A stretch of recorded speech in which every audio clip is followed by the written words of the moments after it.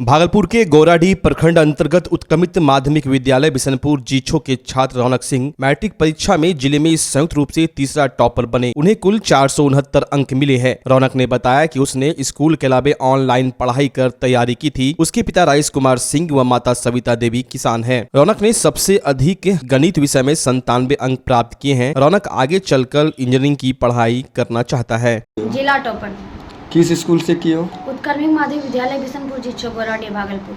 क्या roll code था आपका? 31,345। क्या अंक प्राप्त हुई है? 469। कितने स्थान पे हैं आप? भागलपुर जिले में तृतीय स्थान पर। क्या बनना चाह रहे हैं आगे? इंजीनियरिंग के क्षेत्र में जाना चाह रहे हैं। मकसद आपका क्या थी पढ़ाई लिखाई में? पढ़ाई लिखाई में अच्छे अंक प्राप्त करना और आगे बहुत सफल बनना। क्या आप घर वाले के साथ साथ क्या भागलपुर का भी नाम रोशन करेंगे आगे? हाँ बिल्कुल, आगे भागलपुर का भी नाम रोशन करना चाहिए।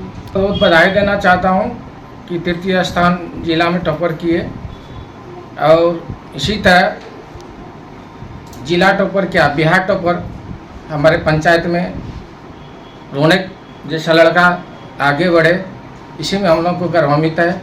और मैं आगे से भी शिक्षा के ऊपर बहुत ज़्यादा ध्यान दूंगा ताकि मेरे क्षेत्र का, मेरे पंचायत वासियों का हर विद्यार्थी अपने पिताजी माताजी ग्रामीण का भी नाम रोशन करे, पंचायत का नाम रोशन करे।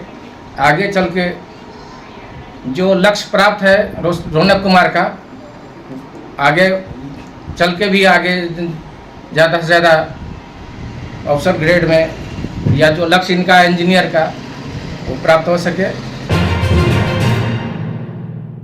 भागलपुर के कहलगांव से विधायक पवन यादव पर 50 लाख रुपए रंगदारी की मांग की गई है। साथ ही नहीं देने पर जान से मारने की धमकी का कॉल एक अनजाने नंबर से आया है। वहीं प्रथम दृष्टया पता चल रहा है कि यह नंबर पाकिस्तान का है। वहीं जब मीडिया कर्मी ने कहलगांव विधायक पवन यादव से बात की तो उन्होंने कहा कि 10:57 बजे एक अनजान नंबर से कॉल आया और कहा कि सतीश यादव तुम्हारा कौन है। विधायक ने कहा सतीश यादव मेरा पुत्र है। फिर उन्होंने 50 लाख रुपये देने की बात कही तो विधायक ने कहा कि मजाक कोई करता होगा। उसके बाद उधर से गाली गलौज अपशब्द भाषा का प्रयोग करना शुरू कर दिया, जिसके बाद कहा कि 50 लाख रुपए दो नहीं तो तुम्हारा बेटा समेत तुमको जान से मार देंगे। मामले को लेकर विधायक की ओर से स्थानीय थाना में लिखित आवेदन दिया गया है। अभी हम लोग 3-4 लोग यहाँ बैठे हुए थे और अचानक कॉल आया तो हम लोग तो जनप्रतिनिधि हैं, किसी का कॉल आता है तो हम लोग तो रिसीव करते हैं कि तो हमसे पूछे कि प्रत्युष पवन कौन है तो हम बताएं प्रत्युष पवन मेरा बेटा है। बोला कि उसका भी जान मांग कितना का मांग किया? 50 लाख। और मान लीजिए वो पहले नाम पूछा कि मैंने मेरा बेटा का, मुझे से बोला पहले कि प्रत्युष पवन कौन है, मुझे मेरा बेटा है। इसकी कंप्लेन पुलिस को, थाना प्रभारी को पहले कहलगांव फ़ोन किए, उसके बाद DSP साहब को किए, सभी जानकारी दिए हैं। बोले कि आवेदन दीजिए, वो आवेदन दिए। कौन सा नंबर से कॉल आया था? नंबर था +923486747773 नंबर से। क्या करना चाहेंगे इसके लिए? जब हम अभी DSP साहब को फ़ोन करके बताए हैं, बोले हैं कि हम लोग उस पर देख रहे हैं कि कौन फ़ोन किया, कहाँ से किया है, पता कर रहे हैं। पता करिए SP साहब से भी बात है, SP साहब फ़ोन भी किए, पूछ रहे थे कैसे कैसे हम बताएंगे। जैसे जैसे तपती गर्मी बढ़ती जाती है, आगजनी की घटना में बढ़ोतरी होती जाती है। हर दिन कभी खाना बनाने के दौरान तो कभी शॉर्ट सर्किट से आग लगने की घटना सामने आती है। इस बाबत आज भागलपुर की सबौर प्रखंड के बहिहार में कई बीघा गेहूं की फसल में आग लग गई। जब तक आग पर काबू पाया जाता तब तक कई बीघा गेहूं की फसल जलकर राख हो गई थी। तब जाकर दमकल की टीम घटनास्थल पर पहुंची और आग पर काबू पाया गया। वहीं पीड़ित किसानों ने जमकर प्रशासन के खिलाफ हल्ला बोल प्रदर्शन भी किया और पूछे जाने में बताया कि अगर दमकल की टीम सही समय पर आ जाती तो शायद हम लोगों का फसल का इतना नुकसान नहीं होता। खबर लिखे जाने तक आग पर काबू पा लिया गया था। आग लगी है, शॉर्ट सर्किट हुआ, तार गिरा, उसी से आग लग गया। 1-2 बीघा मेरा भी जल गया है और बिजली विभाग उसको 102 पे कॉल किए तो 1-1.5 घंटा के बाद आया है। पूरा खेत जल उल गया तब आया है। पूरा लापरवाही किया है। बिजली विभाग का भी इसमें लापरवाही है, प्रशासन का भी इसमें लापरवाही है कि कॉल करने के बहुत देर बाद है। कितना खेत लगभग जल चुका है? पूरा 50-60 एकड़ खेत पूरा यहाँ सबका मिला के जल गया है। इसकी सूचना किसी अधिकारी को दिए? सीओ वीडियो कोई आए प्रखंड से? कोई नहीं आए हैं, सूचना सबको मिला लेकिन अभी तक कोई नहीं आया है देखने के लिए भी। आपका कितना जला है? मेरा 2 बीघा जला है। ताड़ शॉर्ट किया है, ताड़ शॉर्ट करने के बाद उससे लुट्टी गिरा है और लुट्टी से ही आग पूरा पनप गया है और करीब 50 एकड़ से भी ज़्यादा जमीन यहाँ बर्बाद हुआ है गेहूँ। इसकी सूचना किसी अधिकारी को आप दिए थे? अधिकारी को देने के बाद करीब बहुत लापरवाही हुआ, उसके 1-2 घंटा के बाद यहाँ पे पहुँचा है। कौन पहुँचा था? जो आता है टंकर वाला आया, लेकिन वो आग खत्म होने के बाद आया। यहाँ का ग्रामीण जो है, ग्रामीण पूरा आगे उसको लाठी से पीट उठ के बचाया, उसके बाद वो आया है और वो भी थोड़ा सा किया, उसके बाद निकल गया। कितना खेत आपका जला है? मेरा तो 3-4 बीघा खेत जला है, लेकिन करीब 50 एकड़ जमीन यहाँ बर्बाद है। ये बिजली विभाग की लापरवाही है? बिजली विभाग की लापरवाही है एकदम। आज जो है 2 जगह, एक बैजलपुर में और एक फरक्का में आग लगा है। ज़्यादातर खेत में आग लगा है। संभवतः ये प्रकार लगता है कि शॉर्ट सर्किट के कारण हुआ है। कोई जान की हानि नहीं हुई है, किसी व्यक्ति को नुकसान नहीं हुआ है। हाँ, फसल कुछ नुकसान हुआ है और इस पर त्वरित कार्रवाई करते हुए तुरंत फायर ब्रिगेड आ गया और फायर ब्रिगेड आने के बाद इसको जल्दी शांत कराया गया है। ठीक है। फरक्का में सर पता चला कि 50 एकड़ से ज़्यादा। हाँ, कुछ इस तरह का हुआ है, बट हम लोग इस तरह भी कोई डेटा पे नहीं बोल सकते हैं। जब तक हम लोग कर्मचारी रिपोर्ट करवाएंगे, इसका इन्वेस्टिगेशन करवाएंगे और फिर देखेंगे कितना एक्चुअली में नुकसान हुआ है और किसका नुकसान हुआ है। आगे की जो नियम अनुसार कार्रवाई होती है वो इस पर की जाएगी। मुआवजा भी मिल सकती है? हाँ, जो भी होता है, जो नियम बना हुआ है उस हिसाब से। बैजलपुर में एक घर जली है सर। हाँ, दिख तो रहा है कि एक जला है, तो अभी हम लोग कर्मचारी को भेजेंगे और जो रिपोर्ट होता है उसको हम लोग देखेंगे किसको क्या नुकसान हुआ है, उसको देखेंगे और उसको फिर उसके बाद फिर सरकार के द्वारा बनाए गए बहुत सारा नियम है जिसके अनुसार हम लोग कंपनसेशन देते हैं। अच्छी बात यह है कि किसी व्यक्ति को कोई नुकसान नहीं हुआ है। फसल कुछ नुकसान जरूर हुआ है, ताकि क्योंकि आज बहुत तेज़ हवा चल रहा था, उस पर आग जो है बहुत ज़्यादा फैला। बट फायर ब्रिगेड की तरफ से तुरंत कार्रवाई करते हुए 3 फायर ब्रिगेड की गाड़ी आई और जितना तेज़ी से हो सकता था उसको। अगर आप अपने बच्चों की हकलाहट, तुतलाहट या मूक बधिरता को लेकर चिंतित हैं या बढ़ती उम्र के साथ बहरेपन की समस्या से परेशान, तो चिंता छोड़िए, क्योंकि अब भागलपुर में आ गया है इन सब का समाधान। Nirala speech and hearing clinic. Audiology, speech therapy के साथ साथ विश्व स्तरीय best digital hearing aid with rechargeable and bluetooth facility. तो आज ही सुनने की जांच कराएं तथा सुनने की मशीन लगवाएं। निराला स्पीच एंड हियरिंग क्लिनिक। हमारा पता है बड़ी पोस्ट ऑफिस के सामने, मेट्रो मिर्ची रेस्टोरेंट तथा सेंट्रल बैंक वाले रोड में, भागलपुर। मोबाइल 7050193341। हमारी 2 और भी शाखाएं हैं। पूर्णिया में Panchavati complex, Bihar talkies road, line Bazar, Purnia, और अररिया में टाउन हॉल के सामने वाले मिर्जा गालिब रोड में, AB मेडिकल के समीप। बच्चा जब जन्म लेता है तो कई बार बच्चा तुरंत नहीं रोता है, रोने में देर हो जाता है। ऐसे में बच्चा क्षतिग्रस्त हो जाता है और उसके बचने की संभावना कम हो जाती है। और यदि बचा तो भविष्य में उसमें विकलांगता की समस्या आती है, जिसे CP कहते हैं, जिसका कोई माकूल इलाज नहीं है और ज़िंदगी भर बच्चा विकलांगता से जूझ सकता है। ऐसे में पूरे संसार में कूलिंग थेरेपी का सहारा लिया जाता है। जन्म से ठीक 6 घंटा के अंदर यदि उसको कूलिंग थेरेपी दिया जाए तो उससे उसका CP की समस्या कम होती है और बचने की भी संभावना बढ़ती है। पहली बार बिहार झारखंड में आपके शहर के स्नेह नवजात शिशु बाल सेवा केंद्र में यह मशीन उपलब्ध है। कभी भी ऐसी बात हो कि बच्चा रोने में विलम्ब हो गया तो आप स्नेह नवजात शिशु बाल सेवा केंद्र में जरूर संपर्क करें।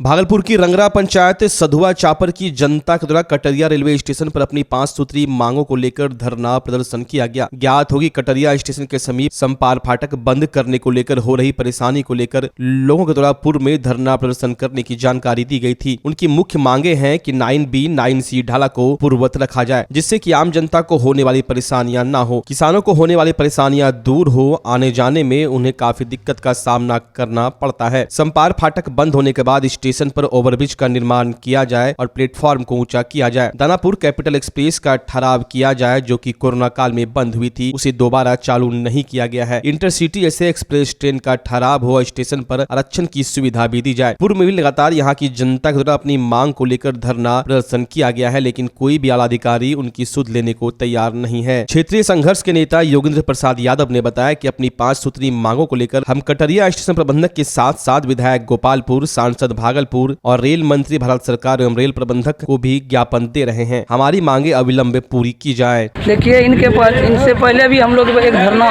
भर चुके हैं, जिनमें 5 सूत्री मांग था ही, और नया मांग जो है हम लोग को 9B 9C जो ढाला है उनको पूर्वत रखा जाए। और इससे पहले हम लोग जो धरना दिए थे तो सभी को अवगत करा दिए गए थे, लेकिन अभी तक जो है कि हम लोग का जो है ओवर ब्रिज पुल का निर्माण हुआ, न तो जो दानापुर का ठहरा हुआ, न इंटरसिटी का, न प्लेटफॉर्म ऊंचा हुआ गया। जबकि स्टेशन पर ये जो है ना ओवर ब्रिज का इतना ज़रूरी है कि बगल में NH 31 है, रंगरा चौक है, यहाँ मार्केट है, स्कूल है। जो छात्र छात्राएँ पढ़ने के लिए आते हैं, जो मार्केट करने के लिए आते हैं, उनको जो है ना गाड़ी इतनी दोनों बगल से मालगाड़ी लगा रहता है, जो आवागमन करने में जो कठिनाई होती है, लोगों को कभी कभी सर फूट जाते हैं, कभी कभी कठिनाइयों का सामना झेलना पड़ जाता है। और पुल ब्रिज नहीं रहने के कारण क्या होता है कि ये सारे कठिनाइयाँ होता है। और अगर प्लेटफॉर्म ऊंचा जो नहीं है तो बच्चे हैं, विकलांग हैं, बूढ़े हैं, गाड़ी पे चढ़ नहीं पाते हैं, सभी को परेशानियाँ होती है, बहुत परेशानियाँ होती है। और इतना ही नहीं है, अब मान लीजिए कोई भी विद्यार्थी, हमारे लोग यहाँ पटना में पढ़ते हैं और या कोई वहाँ नौकरी करते हैं, आने जाने में ये जो है ना ये भी जो एक्सप्रेस का ठहराव नहीं है। एक्सप्रेस के ठहराव के लिए सांसद महोदय जी से भी पहले भी पूर्व में बातचीत हुई थी, तो लगातार प्रयास जारी है, पता नहीं कब तक होगा ये। और एक यहाँ पर जो है ना दानापुर का जो ठहराव हुआ था वो ऐसे नहीं हुए थे, यहाँ बहुत ज़रूरी था। यहाँ से दूध बेचने के लिए लोग कटिहार जाते थे, और कटिहार से जब जो आते थे वापस तो पुनः वही एक दानापुर कैपिटल एक्सप्रेस था जो कि उसी गाड़ी से आता था, वो जिसका ठहराव नहीं था। लोग जो है ना उसको अवैध ढंग से आकर के भी वो गाड़ी को रोक कर यहाँ उतरते थे। किन कारणों से बंद हो गया? सुनिए, यहाँ तो कह रहे हैं कि राजस्व की कमी हो गई, जिनके कारण से आरक्षण की यहाँ सुविधा नहीं थी, लोग आरक्षण के लिए नवगछिया आ जाते थे, इसीलिए ऐसा हुआ था। इसलिए आरक्षण का भी सुविधा दिया जाए। और साथ साथ जो है वो ऐसे नहीं रुका हुआ था, वो हमारे यहाँ के इलाके के लोग रंगरा गाँव के जो थे उसके दानापुर के शहीद हो गए थे, इसीलिए ये गाड़ी यहाँ ठहरा हुआ था। पुनः इसको ठहराव दिया जाए और इंटरसिटी का भी ठहराव दिया जाए, जो कि हम लोग का ये मांग है। अगर ऐसा नहीं होगा तो हम लोग ये दोबारा धरना दिए हैं, हो सकता है गुरु में आकर हम लोग प्रदर्शन भी करेंगे। भागलपुर के इसाकचक में मां बुढ़िया काली स्थान के नजदीक स्थित डेस्टिनी कंप्यूटर सेंटर में फेयरवेल और कंप्यूटर सर्टिफिकेट डिस्ट्रीब्यूशन कार्यक्रम का आयोजन किया गया। कार्यक्रम का उद्घाटन दीप प्रज्वलन के साथ किया गया, जिसमें शेरनी दल की अध्यक्ष सपना भारती, वार्ड 48 के पूर्व पार्षद रामाशीष मंडल, लोक गायिका अर्पिता चौधरी, शिक्षक राजकुमार शर्मा मौजूद थे। सभी अतिथियों के द्वारा बच्चों को कंप्यूटर के महत्व के बारे में बताया गया और सभी सर्टिफिकेट प्राप्त करने वाले विद्यार्थियों को पुरस्कृत भी किया गया। कार्यक्रम के दौरान आराध्या और युवराज के द्वारा सुंदर नृत्य की प्रस्तुति भी की गई। वहीं अर्पिता चौधरी ने गाना गाकर सभी का मन मोह लिया। भारत ने भी शानदार प्रस्तुति दी। डेस्टिनी कंप्यूटर संस्था के डायरेक्टर दीपक शर्मा के द्वारा सभी बच्चों के उज्जवल भविष्य की कामना की गई। साथ ही उन लोगों को सम्मानित किया गया जिन्होंने कंप्यूटर के क्षेत्र में जॉब हासिल किया है। कार्यक्रम में मंत्र संचालन गायत्री गुप्ता के द्वारा किया गया। कार्यक्रम को सफल बनाने में डेस्टिनी के सभी छात्रों का सहयोग रहा। मंजूसा कला प्रशिक्षण केंद्र रेलवे कॉलोनी बरारी द्वारा 3 माह का मंजूसा कला प्रशिक्षण 1 अप्रैल 2024 से प्रारंभ हुआ। इस प्रशिक्षण में प्रतिभागी को सरकार के माध्यम से चयन किया गया है। 10 प्रतिभागियों को प्रशिक्षित किया जाएगा। प्रशिक्षण मंजूसा गुरु मनोज कुमार पंडित एवं प्राचार्य श्रीमती सुमना के द्वारा दिया जा रहा है। प्राचार्य ने कहा कि युवाओं को स्वावलंबी और रोजगार से जोड़ने के लिए अपनी कला, संस्कृति, लोक कला का प्रशिक्षण अति आवश्यक है। वहीं मंजूसा गुरु मनोज पंडित ने कहा कि आज के युवा ही अपनी सभ्यता, संस्कृति को आगे बढ़ा सकते हैं। उन्हें जागरूक करना अति आवश्यक है। प्रत्येक माह प्रशिक्षण ले रहे प्रतिभागी झुग्गी झोपड़ी में जाकर मंजूसा कला के प्रति लोगों को जागरूक करेंगे। अंत में सभी प्रतिभागियों का सैद्धांतिक और प्रायोगिक परीक्षा लेकर प्रमाण पत्र दिया जाएगा। जो प्रतिभागी प्रमाण पत्र प्राप्त करेंगे उन प्रतिभागियों का वस्त्र मंत्रालय भारत सरकार द्वारा आर्टिजन कार्ड भी बनवाया जाएगा। प्रतिभागियों में वर्णिका बिंद, कशिश कुमारी, अनुराग, अरविंद कुमार, प्रेम राज, पूजा कुमारी, शालिनी कुमारी शामिल हुए। सभी प्रतिभागी उत्साहित होकर मंजूसा गुरु मनोज कुमार पंडित और प्राचार्य सुमना से प्रशिक्षण प्राप्त कर रहे हैं। मंजूसा कला प्रशिक्षण केंद्र के द्वारा भागलपुर के आसपास के प्रतिभागियों को 3 माह का मंजूषा कला प्रशिक्षण दिया जा रहा है। यह 1 अप्रैल से शुरू होकर 30 जून तक चलेगा और इसमें साक्षात्कार के माध्यम से 10 प्रतिभागी का चयन किया गया है। यह कला प्रशिक्षण प्राप्त कर आगे हमारे प्रतिभागी स्वावलंबी हो सकते हैं, रोजगार मुखी हो सकते हैं। यहाँ के युवाओं को प्रशिक्षित करना अति आवश्यक है। मंजूषा कला प्रशिक्षण केंद्र द्वारा युवा और युवतियों को 3 महीने का सर्टिफिकेट कोर्स शुरू हुआ है। मंजूषा कला का प्रचार प्रसार करने के लिए किया जा रहा है, जागरूक करने के लिए और रोजगार से देने की संभावना होती है। भागलपुर के सबौर थाना क्षेत्र अंतर्गत देरा क्षेत्र में शौच करने गए 60 वर्षीय वृद्ध की धंसना गिरने से मौत हो गई। मृतक की पहचान रानी देरा क्षेत्र के रहने वाले चंद्रमंडल के रूप में हुई है, जिसकी उम्र तकरीबन 60 वर्ष की है। वहीं मृतक के भतीजे ने बताया कि वो प्रत्येक दिन सुबह शौच के लिए गंगा किनारे जाया करते थे। अचानक आज धंसना गिरने से मौत हो गई। सबको पुलिस ने पोस्टमार्टम के लिए अपने कब्जे में ले गया है। वहीं परिजनों में कोहराम मचा हुआ है। मृतक चंद्रमंडल किसानी का काम किया करते थे।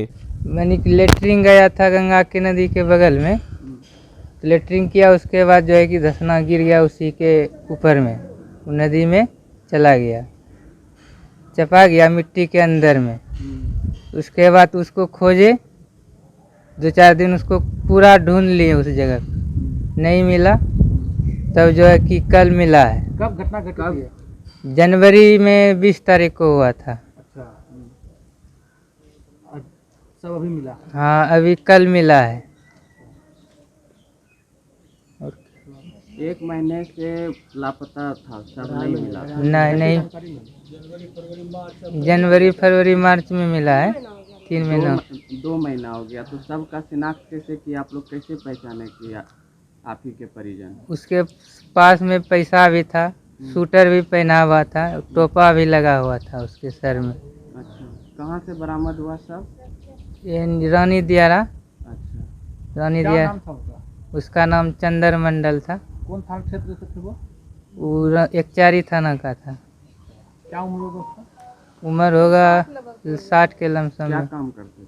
खेती गृहस्थी में काम करता था। आप हाँ। कौन हुए उनसे? उसका हम भतीजा हुए। क्या नाम हुआ? मेरा प्रकाश कुमार मंडल।